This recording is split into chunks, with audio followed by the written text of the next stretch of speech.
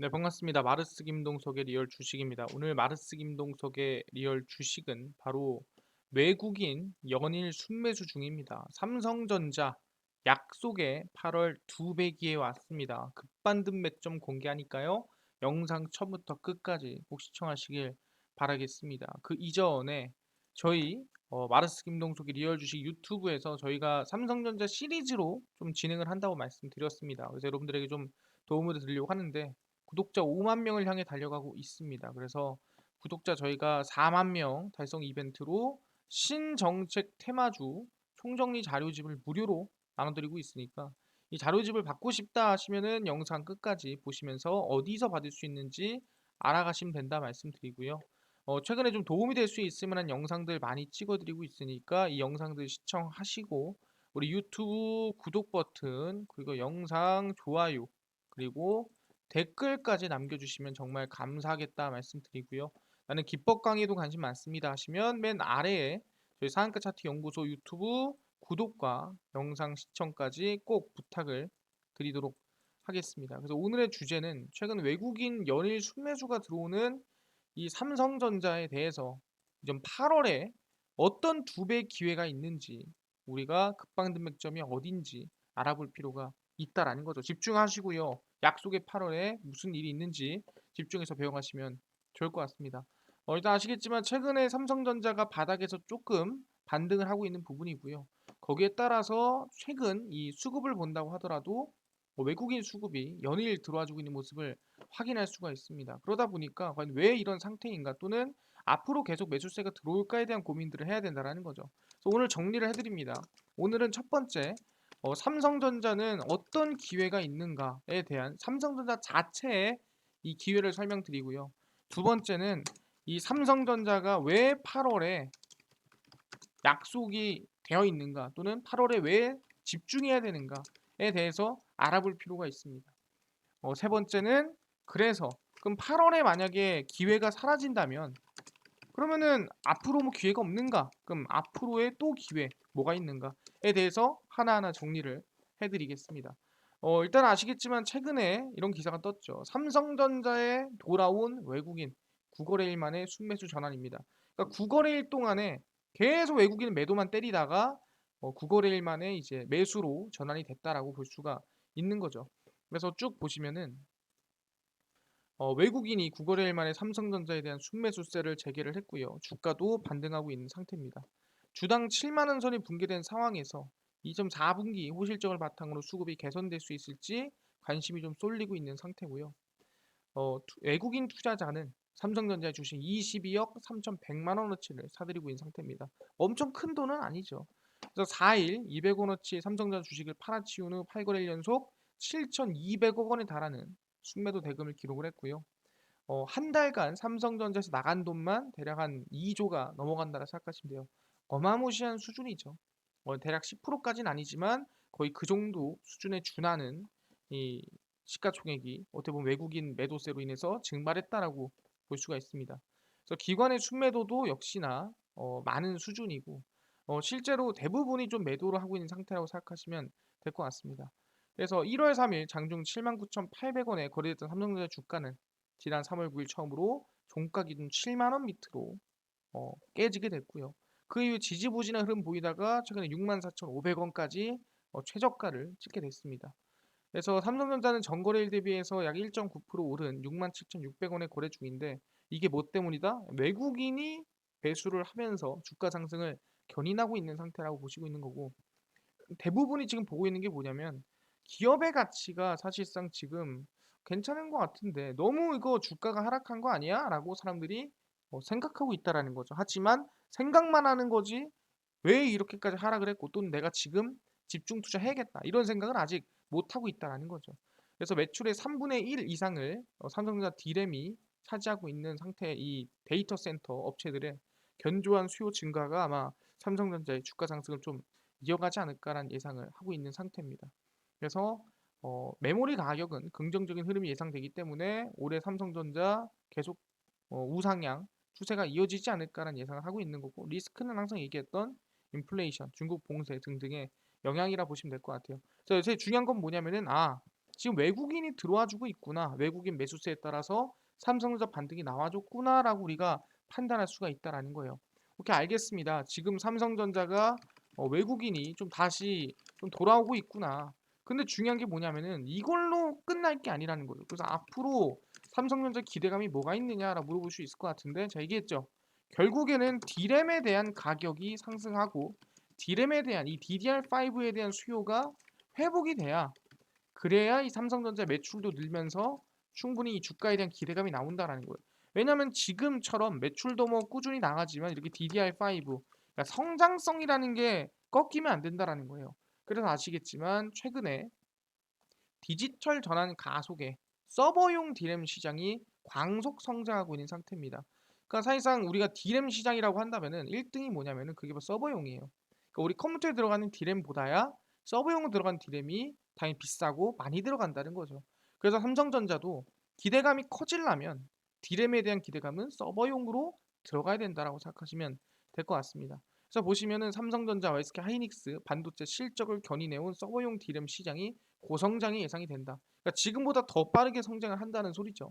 그래서 디지털 전환 가속이 됐고 발맞춰서 데이터 센터 구축을 위한 서버용 D램 시장이 성장하고 있는 상태입니다. 현재 이 서버용 D램 시장이 2026년까지 84조 규모, 올해 기준 추산되는 규모가 약 39조인데 대략 몇 년 만에, 4년 만에 몇 배? 2배 이상 오른다는 거죠. 아, 그렇구나.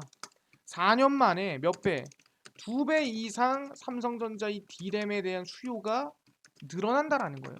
그럼 수요가 2배 이상 늘어난다라는 건 뭐예요? 결국엔 주가에도 그만한 영향을 끼칠 수가 있다라는 거고, 지금 당장 4년에 2배지 이게 5년 6년 지나가면 2배가 아니라 3배 4배까지도 충분히 기대감이 나올 수가 있다라고 얘기를 하는 겁니다.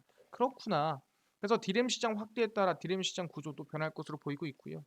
일단은 D램이 어디 쓰이냐라고 봤을 때 서버용이 30%, 모바일용이 22%, PC가 15%인데 아마 2026년이 되면은 서버용이 거의 절반일 것이다라고 얘기하는 거고요. 아마 점점 서버용으로 넘어가는 상황이 만들어질 거다라고 생각합니다. 그래서 이 서버용 D램 같은 경우에는 아까 얘기한 메타버스나 뭐 AI 등등의 기술에 들어간다라고 생각하시면 될 것 같고, 데이터 사용 처리 기반 메모리 반도체로 현재 기준 통상 하나의 센터에만 D램이 얼마? 2천만 기가바이트. 우리가 컴퓨터 하면은 보통 16기가, 32기가잖아요. 근데 보다 2천만 기가바이트가 요구가 된다라는 거죠.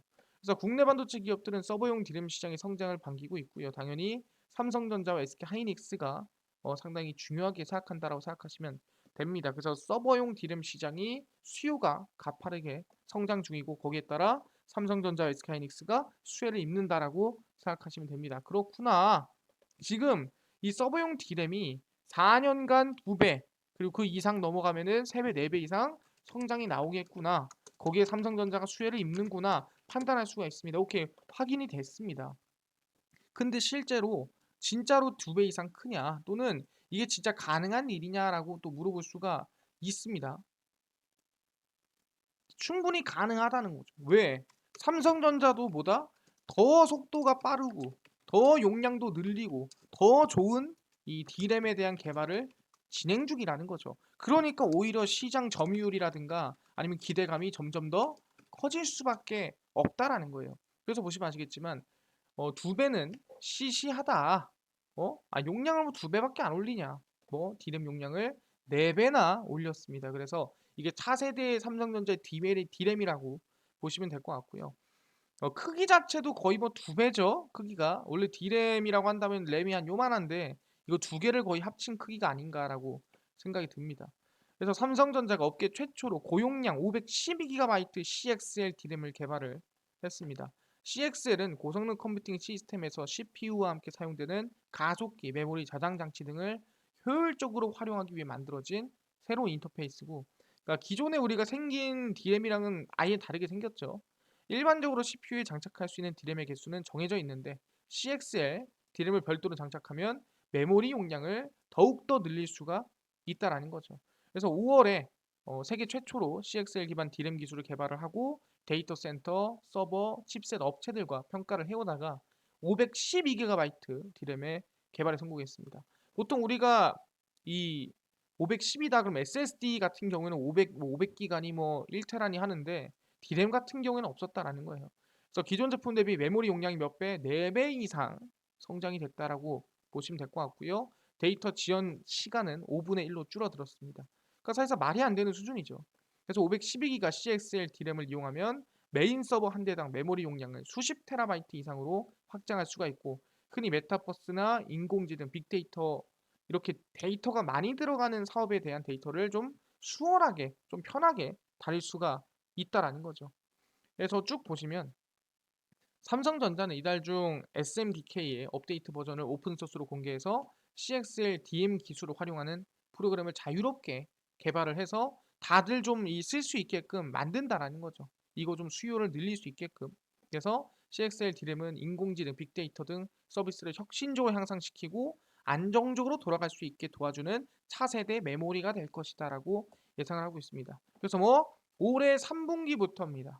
올해 대략 7, 8월부터 주요 고객과 파트너에게 512GB CXL 디램 샘플을 제공할 예정이고, 아마 앞으로 디램 시장이 점점 커질수록 이러한 삼성전자의 행보가 더 기대가 되지 않겠느냐라고 보는 거죠. 아, 그렇구나. 그냥 디램 시장만 커지는 게 아니라 뭐다? 삼성전자의 기술력이 오히려 앞서 나가고 있다라는 거죠. 그래서 512GB 몇 배? 용량이 네, 용량이 4배입니다. 그리고 속도는 몇 분의 1? 예, 5분의 1로 줄었다. 속도가 상당히 빠르다. 그러니까 시간이 5분의 1로 줄은 거죠. 그 정도로 강력한 디램을 내놓고 있기 때문에 더 기대감이 크다라는 거죠. 아, 오케이, 알겠습니다. 지금 삼성전자가 이 디램 시장을 거의 독점하겠다는 느낌으로 가고 있는 거고, 지금 시장이 현재 40% 정도를 독점하고 있는데 여기서 아마 50%, 60%더 늘리지 않을까 기대감이 된다라는 거죠. 근데 여기서 문제가 있고, 또는 여기서 뭐가 이 8월에 우리가 약속에 집중을 해야 된다라는 거예요. 그게 뭐냐 한다면 바로 이재용 회장의 이 부회장의 리스크입니다. 무슨 리스크? 바로 취업 제한 리스크예요. 이게 뭐냐? 하나하나 설명드리겠습니다.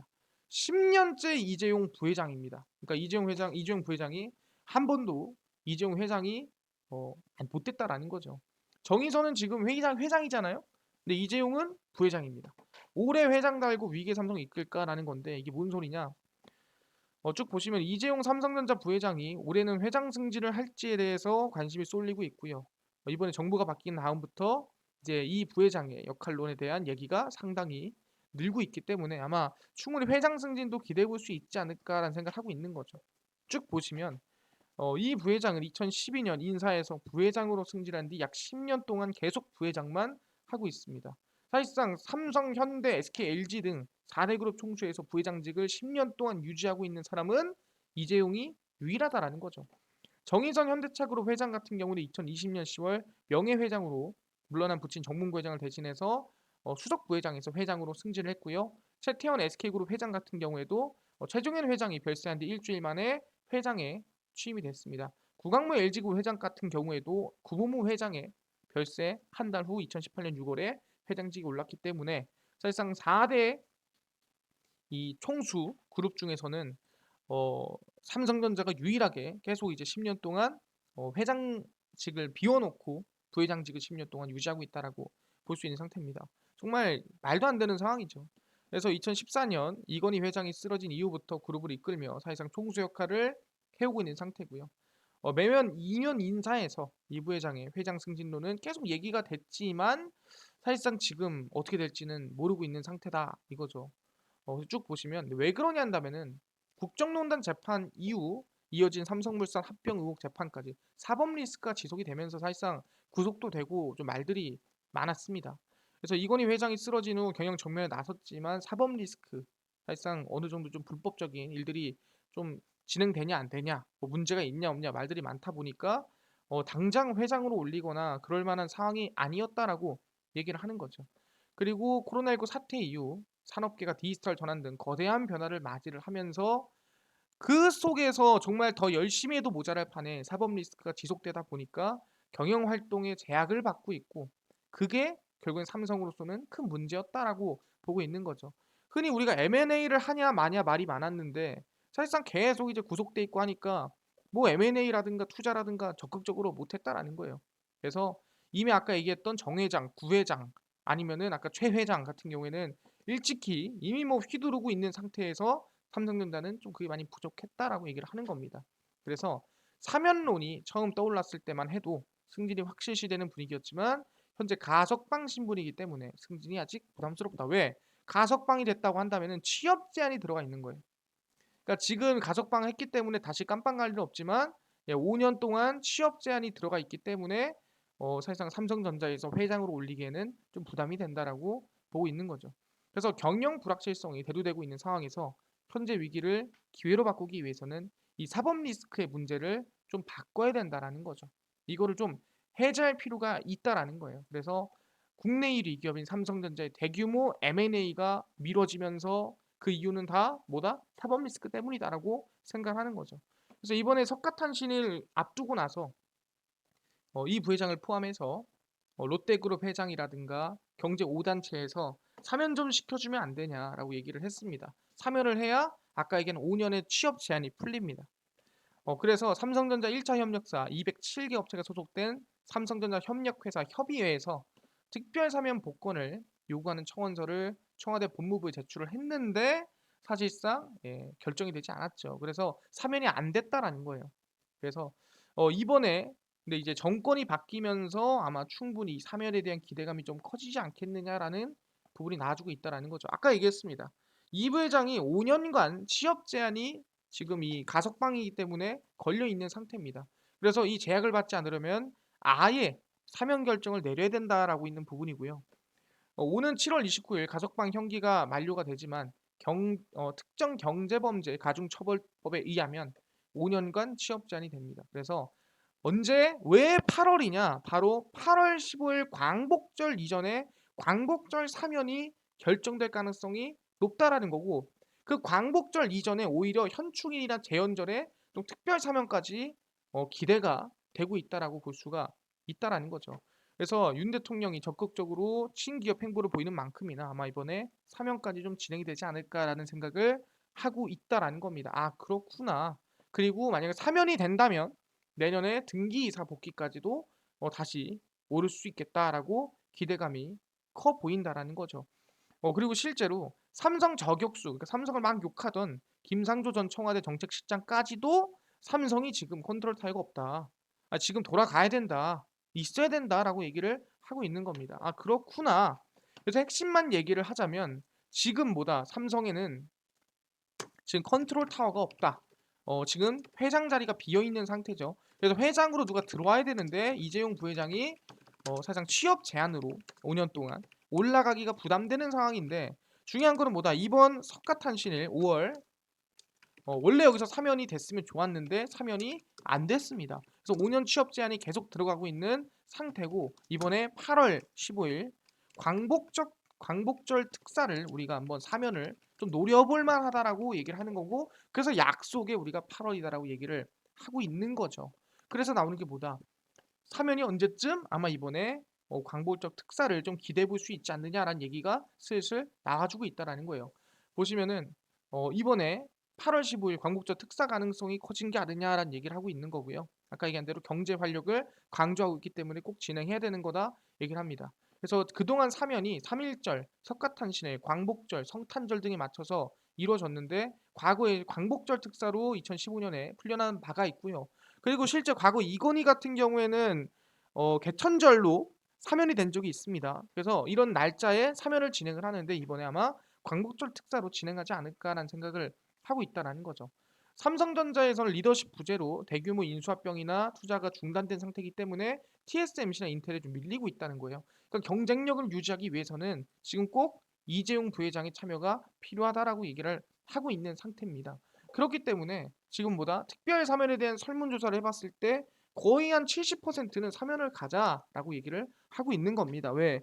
잘못이 있긴 하지만 그래도 지금 꼭 있어야 대한민국을 살릴 수 있다라고 얘기를 하고 있는 거죠. 그래서 지금 이 8.15 광복절 특사에 대한 기대감이 나아지고 있는 상태다라고 얘기를 하고 있는 거죠. 근데 여기서 또 물어볼 게 있습니다. 오케이, 알겠습니다. 근데요, 중요한 게 오너가 사면을 못 받는 게 또는 오너가 지금 자리를 못 지키는 게 사실상 그렇게 기업의 문제입니까? 특히 삼성전자는 그게 문제예요. 과거에는 뭐 그런 적 없었습니까라고 물어볼 수가 있습니다. 그래서 제가 과거 내용도 가지고 왔죠. 보시면 아시겠지만 사면을 두 번이나 받았습니다. 누가? 이건희 전 회장이죠. 그때마다 카펙스, 그러니까 투자액이 조 단위로 증액이 됐다라고 얘기를 하는 겁니다. 그러니까 자리를 비우고 있거나 또는 제한이 걸려 있을 때는 투자를 진행을 못 해요. 근데 이 제한이 풀리고 나면은 투자를 과감하게 진행을 하면서 오히려 매출액과 성장성을 끌어올렸다라고 정리를 할 수 있는 거죠. 그럼 확인해 보겠습니다. 보시면은 이 기사가 좀 된 겁니다. 2021년 8월 기사입니다. 왜 2021년 8월 기사를 가져왔냐?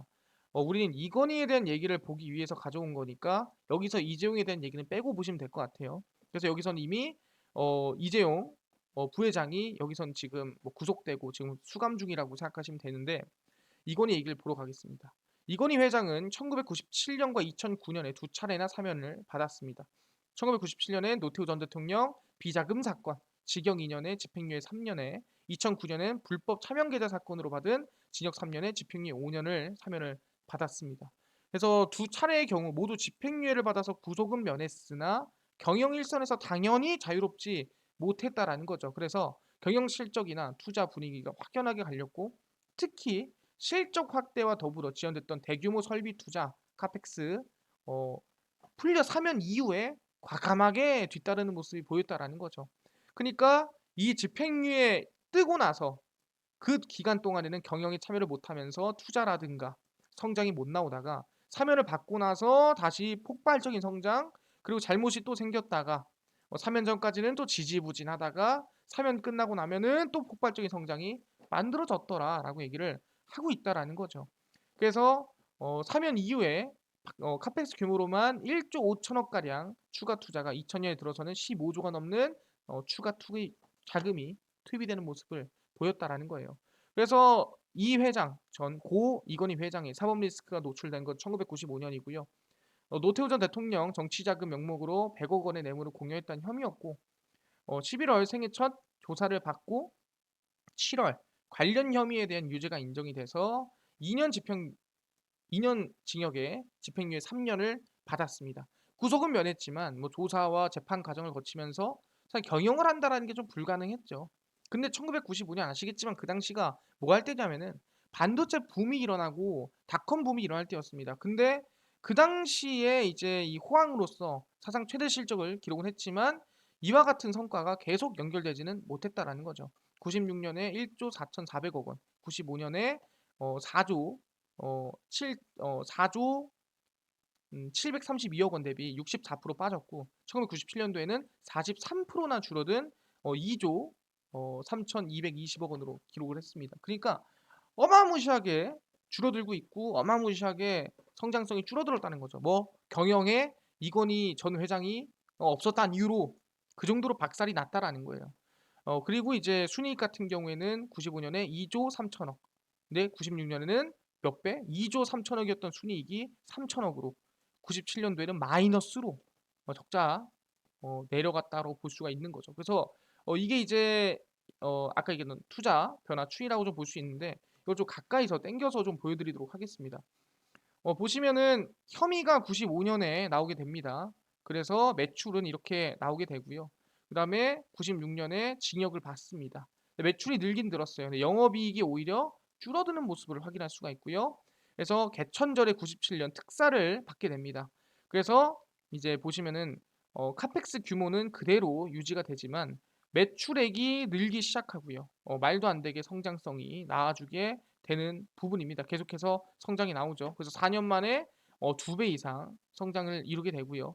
그 다음에 95년도에 영업이익의 2배 이상을 이루게 되고요. 카펙스의 투자 규모도 점차 늘어서 말도 안 되는 우상향이 만들어지게 됩니다. 그래서 특사를 받은 이후에 성장성이 좀 두드러지는 모습을 확인할 수가 있다라는 거죠. 여기까지 확인을 했고요. 그래서 쭉 내려가 보면은 1997년 9월 정부가 이건희 회장을 포함한 23명을 개천절 특사에 포함을 시켰고 사실상 이거는 이제 외환위기라든가 여러 가지 리스크를 좀 해소하기 위해서 좀 진행을 했다라고 보시면 될 것 같습니다. 그래서 경영 일선에서 물러났다가 다시 경영으로 돌아왔다라는 거죠. 그래서 IMF 구제 금융을 정부가 신청을 했고 그거를 어떻게든 활기를 찾아냈다라고 생각하시면 될 것 같습니다. 그래서 EV 에비타 크게 반등을 시켰고요. 그러니까 PER 같은 거라 생각하시면 됩니다.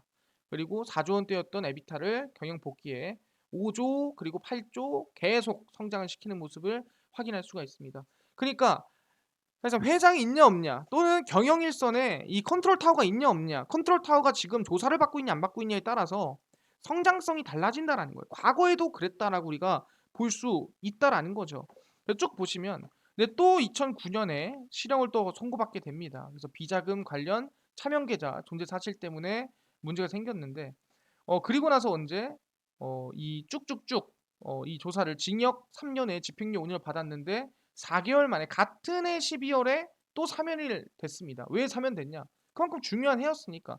또 2007년도, 2008년도, 2009년도 이게 뭡니까?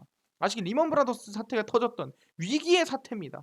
그러다 보니 또 사면이 들어갈 수밖에 없던 그런 상황이었다라고 생각하시면 될 것 같습니다. 그래서 쭉 보시면 사법 리스크로 몸살을 앓고 있던 글로벌 경기 침체 영향을 고스란히 떠안았고 2008년도에 4분기에만 7,400억 원의 영업 손실이 났고 그다음에 아까 리먼 브라더스 경기 침체가 겹치면서 9,400억 원의 당연히 영업 손실이 나고 순손실이 200억 원이 또 늘어났습니다. 그래서 아까 얘기한 대로 다시 영업 일선에 2010년 3월에 복귀를 하고요. 그 해 5월 LED, 자동차 행전지, 태양전지, 의료기기 등등 신수종 사업을 선언을 하고 23조를 20년까지 쏟아붓겠다라는 대규모 투자를 또 발표하면서 또 성장을 이끌었다라는 거죠. 이게 바로 삼성 바이오로직스의 근간이었다라고 볼 수 있는 거고. 그래서 사실상 쭉 보면은 삼성전자의 카펙스를 보면 2007년부터 8년까지 12조 14조 원대를 유지를 하다가 복귀한 2009년 8조 원 급감을 했다가 다시 경영에 복귀하는 2010년 이후로는 계속 치솟습니다. 이게 어디 나오냐면 위에 나옵니다. 바로 여기서 보시면 알 수 있고요. 아까 우리가 위에 거 봤죠? 이제 밑에 거 봐야 됩니다. 보시면은 에비타 같은 경우에도 2007년도에 문제가 생기죠. 그다음에 매출은 늘지만 영업이익이 줄어듭니다. 에비타도 줄어들고요. 카펙스도 뭐 성장이 많이 못 나옵니다. 그리고 2009년에 사면을 받고 10년에 복귀를 하죠. 경영 복귀를 하고 복귀가 들어오자마자 보시면은 바로 이제 투자가 몇 배, 거의 3배 가량 늘어나고요. 그게 이어지는 모습을 확인할 수가 있습니다. 매출액 같은 경우에도 우상향이 꾸준히 이어지고 아까 얘기했던 에비타도 하락하다가 다시 우상향이 만들어지는 모습을 확인할 수가 있습니다. 그러니까 경영일선에 복귀를 하냐 안 하냐 이게 엄청난 이 삼성전자 영향을 끼친다라고 얘기를 하는 거죠. 그럼 여기서 우리가 알 수 있는 게 뭐냐라고 한다면 아 그렇구나. 그럼 지금은 뭐예요? 이재용 부회장이 사면이 된다면 충분히 삼성전자의 상승세에 엄청난 큰 영향을 줄 수가 있다라는 거예요. 여기까지 확인할 수가 있는 거죠. 그럼 8월에 만약에 광복절 특사가 안 되면 어떡하나요? 라고 물어볼 수 있는데 개천절 특사도 있고요. 그 이외에도 특사가 많기 때문에 아마 사면은 계속 도전을 할 거라고 생각을 합니다.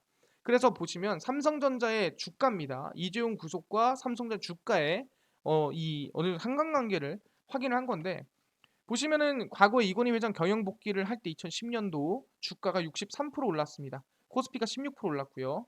이건희 회장의 와병 후 혼란이 왔다. 병이 걸렸다 했을 때 마이너스 21% 지수는 1% 빠졌습니다. 근데 여기서 또 경영권 확보를 하니까 75%, 7% 급등이 나와줬고요. 이거는 지수입니다. 그러니까 지수 대비 강했다라는 걸 보여주려고 하는 거예요. 그 다음에 구속이 되면서 오르긴 했습니다만 이 당시에 오르긴 했습니다만 사실상 지수 대비 강한 모습 못 보였다는 거예요. 일반적으로는 좋을 때는 지수 대비해서 몇 배? 거의 10배에서 적게는 5배 이상도 보여줬지만 사실상 구속이 됐을 때는 그냥 지수만큼 오르는 부분이었다는 거고 석방이 되면서 얼마? 거의 4배가량 성장이 나아졌고 이제 재구속이 되고 그다음에 어떻게 흘러갈까에 대해서 지금 고민이 많다라는 거죠. 그러니까 이 또한 기사 자체가 좀 오래된 겁니다. 2021년 1월 19일 기사입니다. 근데 여기서 중요한 건 뭐다? 이걸 봤을 때 아까 이건희 회장에 관련된 얘기도 이렇지만 최근 이제 이 경영권이나 또는 이재용 회장, 이종 부회장에 따른 이 석방과 이 사법 리스크에 따라 주가의 영향이 상당히 컸다라는 걸 우리가 알 수가 있다라는 거죠. 그럼 얘기하는 게 뭐냐? 아 그렇구나. 그럼 지금 이재용 부회장에 대한 사법 리스크만 해소가 된다면 삼성전자는 사실상 상승세가 어느 정도는 지속될 수 있다라는 거를 기대해 볼 수가 있다라는 거죠. 그래서 보다 8월 광복절 특사를 기준점으로 해서 우리는 3연이 될 거라고 기대를 해보주고요. 이게 안 된다 하더라도 앞으로 3연에 대해서는 계속해서 진행할 가능성이 높다라는 겁니다. 왜? 아까 얘기한 대로 정권이 바뀌었기 때문에 기대해 볼 수 있는 부분입니다. 그래서 저 얘기합니다. 아까 D램에 대한 이 수요가 2배 이상 늘어난다라고 얘기를 했고요. 4년 안에. 그 다음에 삼성전자가 정리하는 거예요.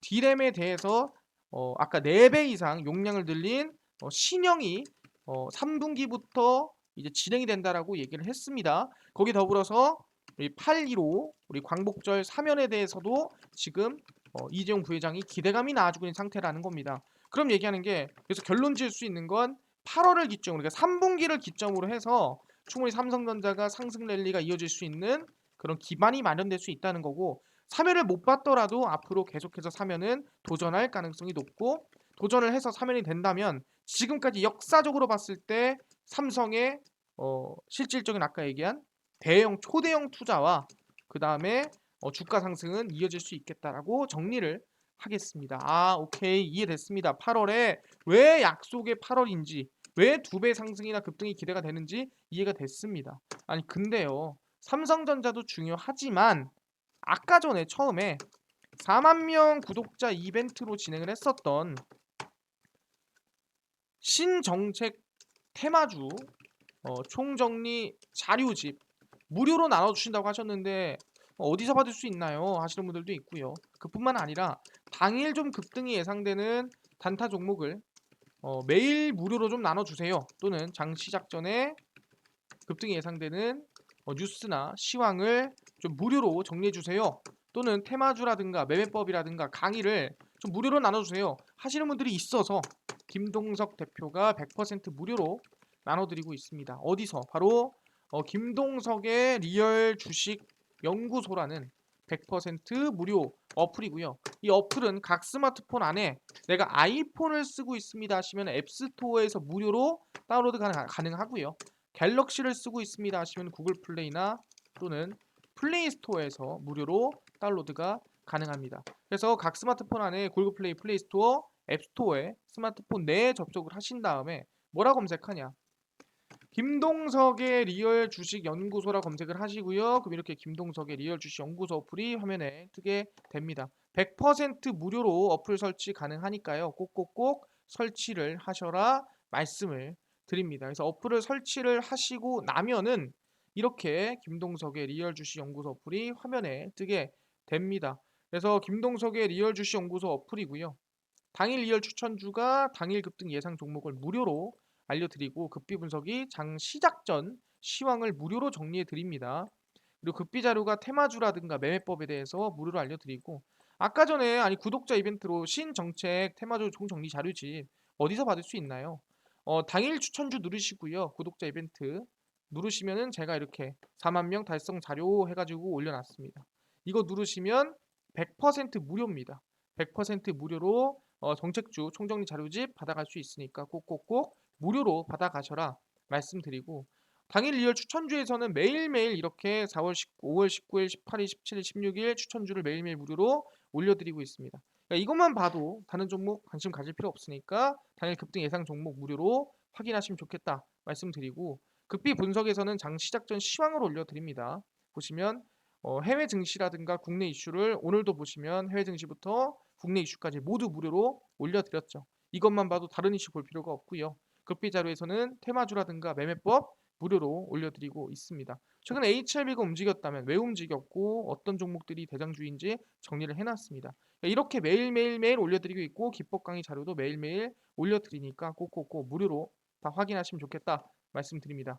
김동석의 리얼 주식 연구소 100% 무료 어플이고요. 종목, 시황, 테마주 강의 다 무료로 얻어가시면 좋을 것 같습니다. 이뿐만 아니라 아까 전에 말씀드렸던 마르스 김동석의 리얼 주식 유튜브 구독자 5만 명을 향해 달려가고 있습니다. 딴 거 안 바랍니다. 유튜브 구독 버튼, 영상 좋아요 버튼, 그리고 저희 댓글까지 남겨주시면 정말 감사하겠다 말씀드리니까 오늘 영상 시청해주셔서 감사드리고요. 다음번에 더 좋은 영상으로 찾아뵙도록 하겠습니다. 감사합니다.